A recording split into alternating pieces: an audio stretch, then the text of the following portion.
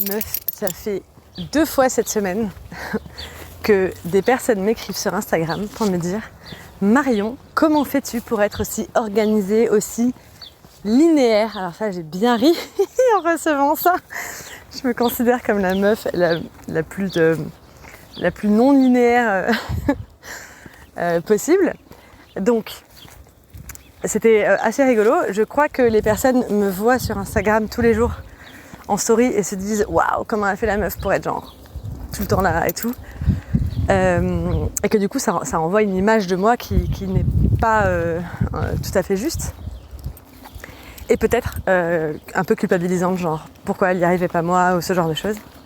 Et ce qui m'a donné envie de faire cette note vocale surtout, c'est que l'une de ces personnes m'a dit j'aimerais bien travailler avec toi, mais moi je suis vraiment tout le contraire, je suis vraiment une personne intuitive qui a besoin qui déteste le cadre, qui a besoin de me laisser beaucoup de liberté, de suivre mon énergie, mon intuition, mon inspiration, etc.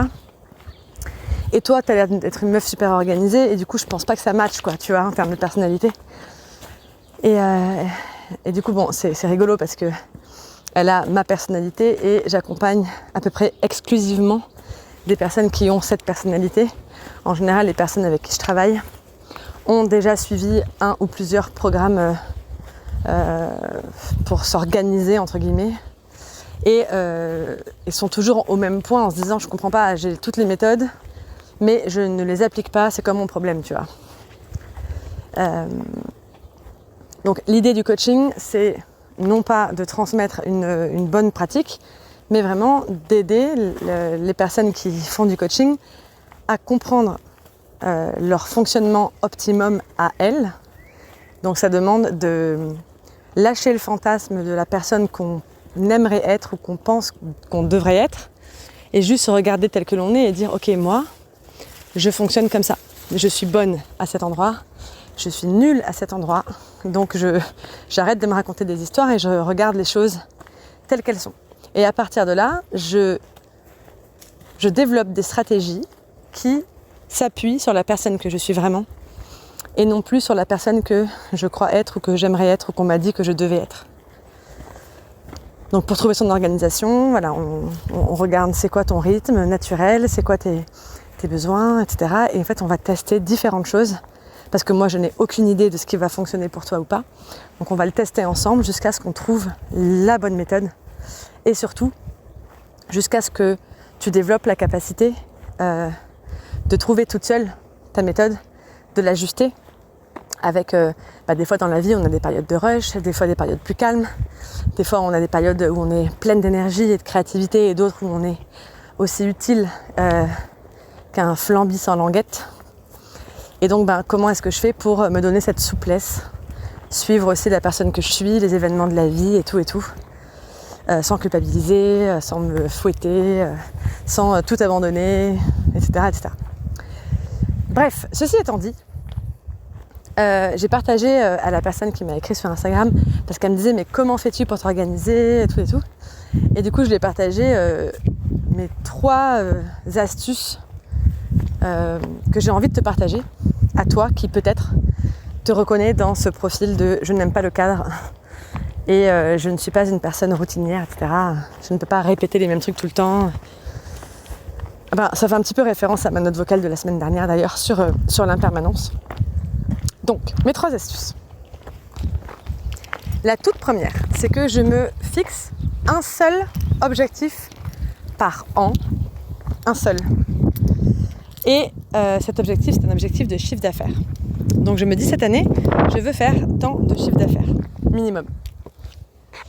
En général, je me mets toujours un chiffre minimum parce que sinon après je me mets trop de pression si je me mets un chiffre trop haut, après j'y arrive pas et je me sens trop nulle. Donc je me mets un chiffre d'affaires minimum, genre en général c'est le chiffre d'affaires qui me permet d'être autonome, de vivre de mon activité. Si je fais plus, tant mieux. Et pour atteindre cet seul et unique objectif, je me laisse la liberté de faire comme je veux. Donc la manière dont je crée cet argent, eh bien en fait en janvier je vais me dire tiens je pense que je vais faire comme ça, je vais faire tel projet, telle offre, tel lancement. Et puis en cours de mois, en cours de trimestre, je change d'avis, je me dis non, ça c'est plus d'actualité du tout, c'est plus ça que j'ai envie de faire. Finalement, je vais faire ça. Et du coup, ça change, je dois te dire, à peu près tous les trimestres, je pense, minimum, je change d'idée pour atteindre mon objectif. Pour ça, j'ai un tableau que j'ai acheté chez Fairflex. C'est un tableau annuel dans lequel je note au Velleda mon objectif de chiffre d'affaires et mon mot de l'année qui va me guider dans ma prise de décision. Et ensuite, je positionne en fait mes différents projets, mes différents deadlines sur des petits aimants repositionnables comme ça. Et en cours d'année, en fait, je déplace les aimants, j'efface, je réécris des trucs. Tout bouge plusieurs fois dans l'année en fait. Mais pour atteindre toujours le seul et même unique objectif. Première chose. Voilà, si tu m'enfermes dans un tableau Excel ou un tableau Notion, là je pète un câble. Deuxième chose, deuxième astuce. J'en ai déjà parlé dans une note vocale, je ne sais plus quand. C'est plutôt que de me cantonner à un rythme de travail par semaine, par exemple le lundi, compta, le mardi, contenu, le mercredi, je sais pas quoi. En fait, je liste tout ce que j'aimerais faire dans le mois et aussi tout ce que je dois faire dans le mois. Il y a des tâches, on est obligé de les faire même si on n'a pas envie de les faire, genre la facturation pour moi ou la créa de contenu sur Instagram. Voilà, je liste un petit peu tout ce qu'il faut avoir fait ce mois-ci. Et ensuite, je me laisse le loisir, la liberté encore une fois, d'aller piocher dans cette liste au jour le jour, en fonction de mon énergie disponible, de mon inspiration, de mon envie, de mon temps, tout ça. Donc en fait, je sais que voilà, je le fais quand je veux et quand je peux, mais je ne m'oblige pas à le faire lundi 17 parce que j'avais dit il y a 3 semaines que je le ferais lundi 17 quoi. Ça, c'était ma deuxième astuce et elle me vient de Lucie, une BBF, qui avait dit « Moi, je laisse béton l'organisation à la semaine, maintenant je m'organise au mois et ça a changé ma life. » Et je confirme. Troisième et dernière astuce, je me donne un cadre. Mais je ne me donne pas un cadre de travail, je me donne un cadre de vie.